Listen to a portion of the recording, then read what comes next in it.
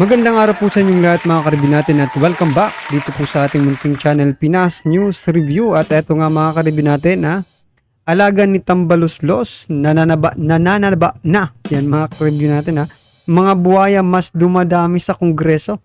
Naka po, yan po ang ating alamin mula po rito sa channel ni Taong Kalye.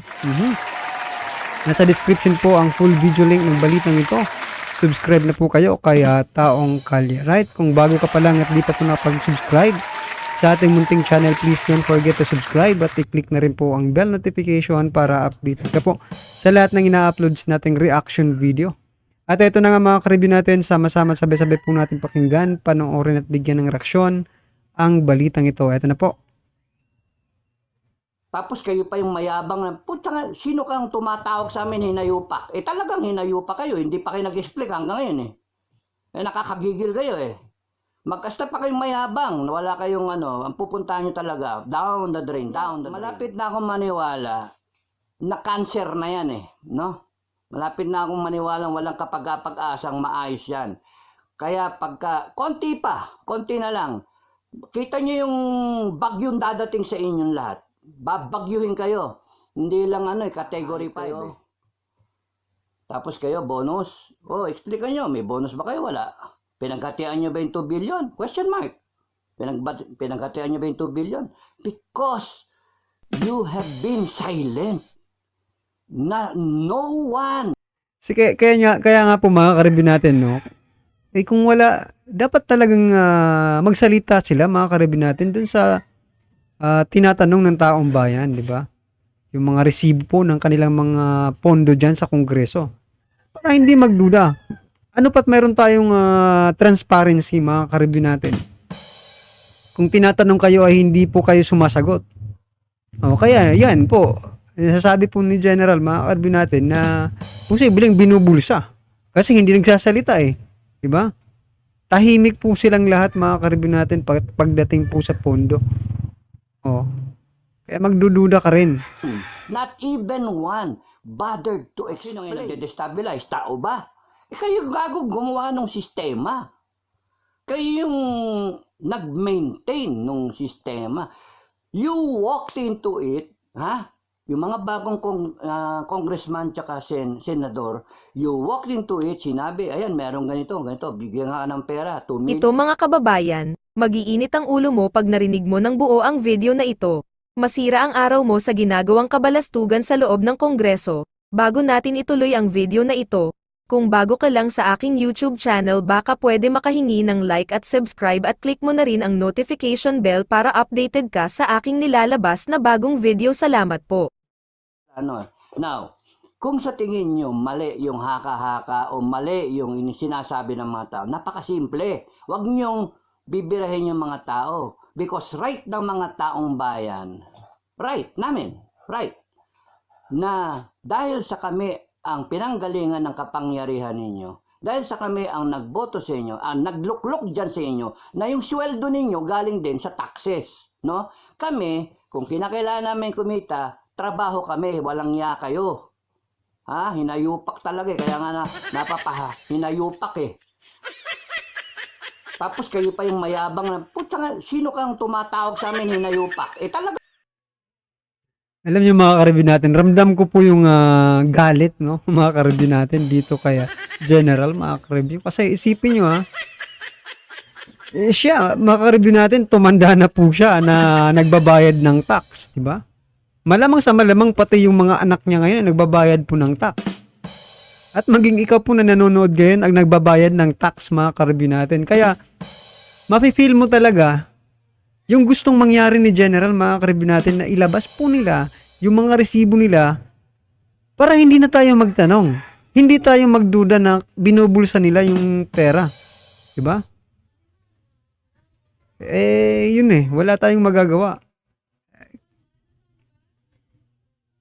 Kapitan Dado mga karibin natin, no?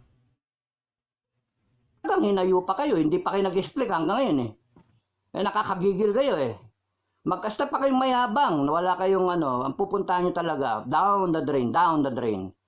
Nakakainit kayo ng ulo. Magpapasko na, init ng ulo, nakakainit kayo ng ulo talaga. Sipin nyo.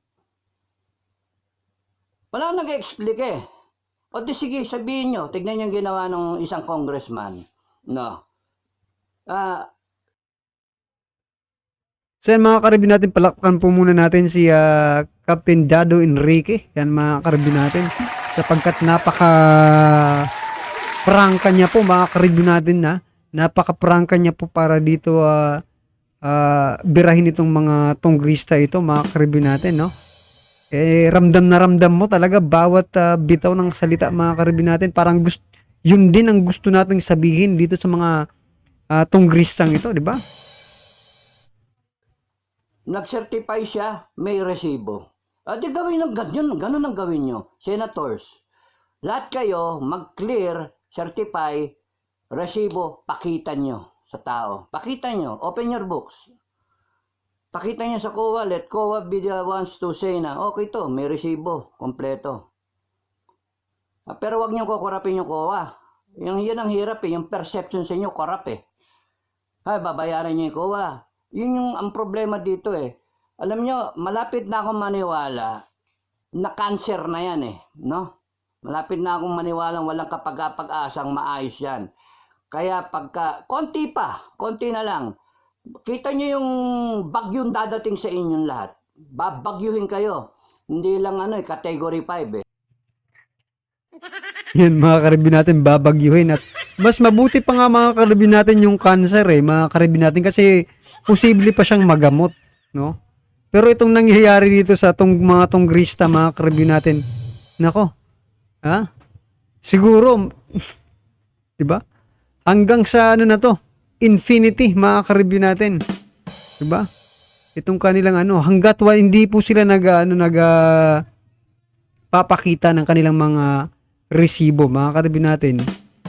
No, infinity na po ito. Walang katapusan po itong kanilang ginagawang kalokohan, panloloko sa ating lahat. Because uusigin kayo. Kung hindi kayo mausig ng konsensya nyo, uusigin kayo ng taong bayan. That is a promise, no? Pinapalipas lang namin yung Pasko. Gusto lang namin masaya kami. Wala pa kaming Noche Buena. Hayop kayo. Tapos kayo, bonus. Explain nyo, may bonus ba kayo? Wala. Pinaghatian nyo ba yung 2 billion? Question mark. Pinaghatian nyo ba yung 2 billion? Because you have been silent. No one, not even one, bothered to explain. Not even one dared to give the public an explanation. Puso. An explanation na hindi naman ganyan talaga yung Kasi marami naman kami nang nagbibigay ng resibo. Mali pa rin. Kasi bakit may magbibigay ng resibo? Bakit merong hindi magbibigay ng resibo? Kasi as far as Resolution 10 is concerned, liquidation, liwanag eh. Liquidation, nakalagay dun. Liquidation by certification. So that opens the door for corruption. That opens the door sa sindikato. Kayo, lahat kayo, ganon. That's why maku-question yung institusyon. Sino ngayon nagde-destabilize? Tao ba? Kayo gago gumawa ng sistema. Kayo yung nag-maintain ng sistema. You walked into it, Yung mga bagong congressman tsaka senador, you walked into it, sinabi, ayan, meron ganito, bigyan nga ng pera, 2 million, 5 million, 10 million, ewan ko. No? Di pa nabubuksan yung libro eh. So, bigyan ka ng ganito, tapos, kaya pala yung mga Freedom of Information Bill, tagal-tagal na hayop talaga kayo Kaya nga, paano? That's why, alam nyo, nabangga ako.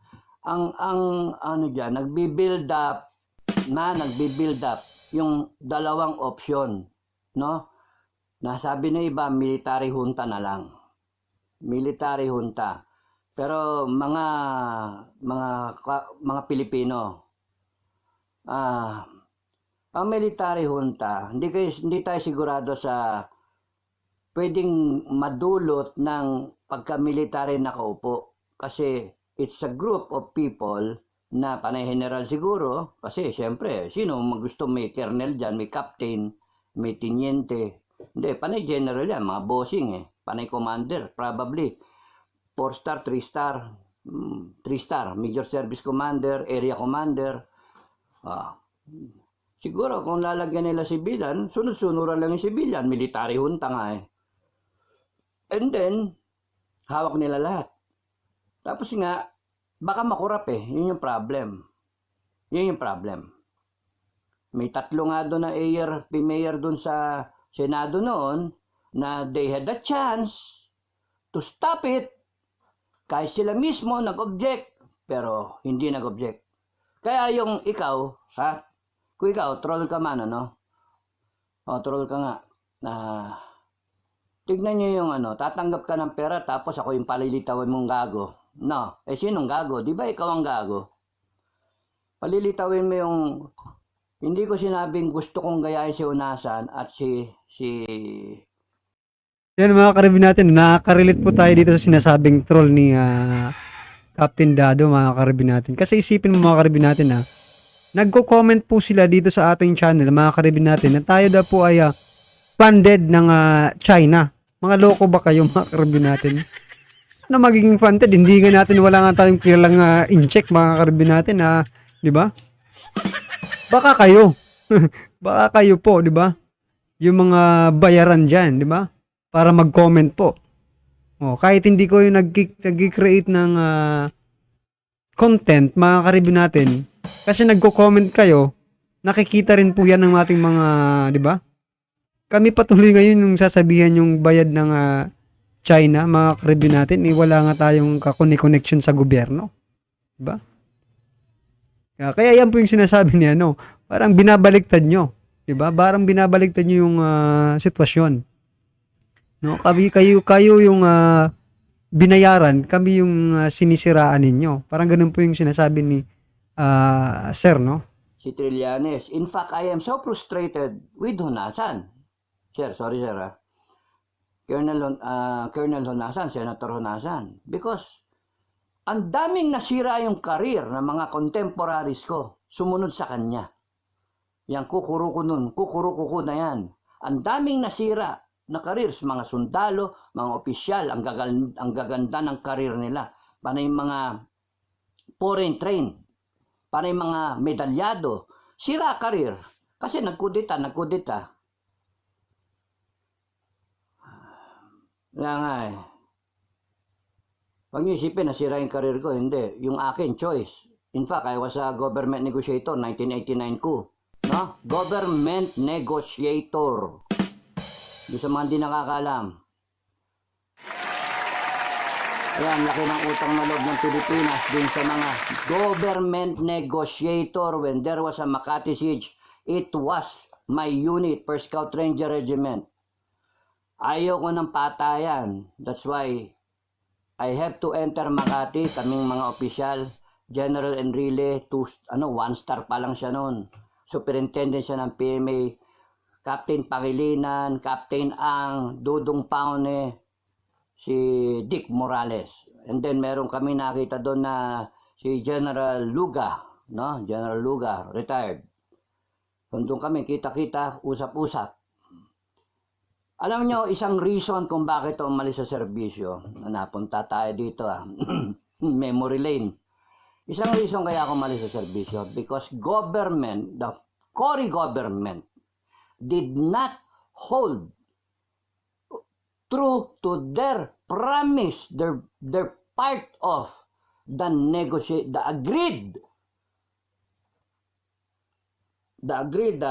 excuse me, na mga pointers kung bakit babalik na lang sa barracks yung mga ranger. Walang makukulong. Si Colonel Galvez lang ikukulong. Hanip.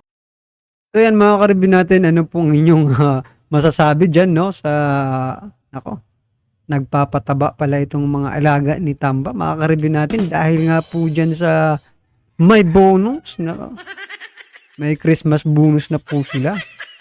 Pero ang taong bayan ay umiiyak, mga ka-review natin, dahil po sa mahal ng mga bilihin. Dito na, day, nako po. Ano kaya? Or, di ba? Imbis na, ako, ayan na naman tayo mga ka-review natin dyan sa mga presyo ng bilihin. Nako. Ay, walang kasawa-sawa mga ka-review, talagang pataas po ng pataas. Dati po, no? Yung binibili naming bigas, ngayon, 3 times na po, times 3 na yung presyo ng isang sako mga ka-review natin, no? So yan mga ka-review natin, ano po ang inyong reaksyon dito sa naging balitang ito? I-comment lang po sa baba para at alam po ng ating mga kababayan ang inyo pong nararamdaman patungkol po dito, no? Saganang-sagana yung mga alaga ni Tamba, mga ka-review natin. Mga buhaya dyan sa Kongreso. Ano po ang inyong masasabi? Comment lang po sa baba para at alam po ng ating mga kababayan ang inyo pong nararamdaman patungkol po dito, right? Kung bago ka pa lang at di pa po nakapag-subscribe sa ating munting channel, please don't forget to subscribe. At i-click na rin po ang bell notification para updated ka po sa lahat ng ina-uploads nating reaction video. Yan mga ka-review natin, at huwag din pong kalimutang mag-subscribe. Kaya Taong Kalye, nasa description po ang full video link ng balitang ito. Subscribe na po kayo.